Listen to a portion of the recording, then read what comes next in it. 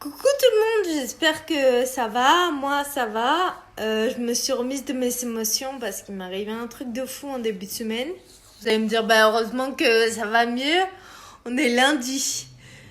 Enfin, bref. J'ai tout ce qui arrive dans les films, c'est pour moi. J'ai pris des vidéos, je vais vous montrer.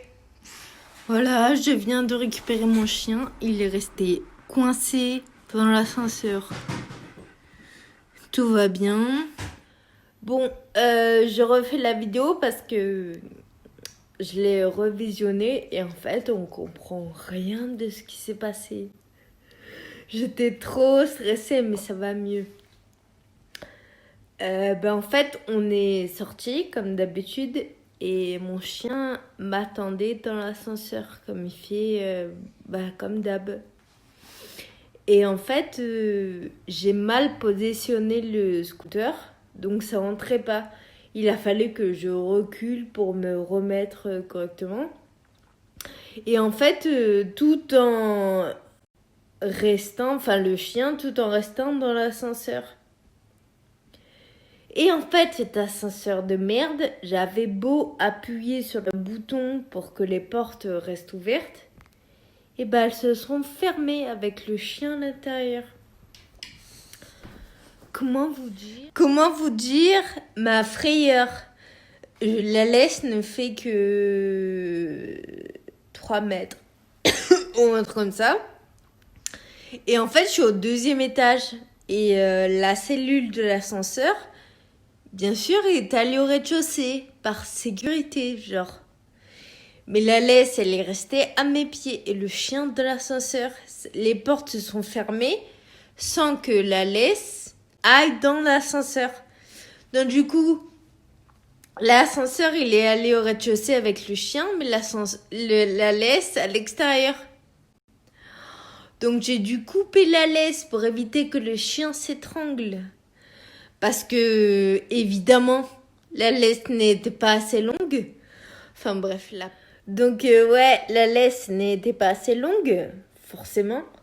Donc je l'ai coupé pour éviter qu'il s'étrangle et j'ai appelé le dépannage de l'ascenseur.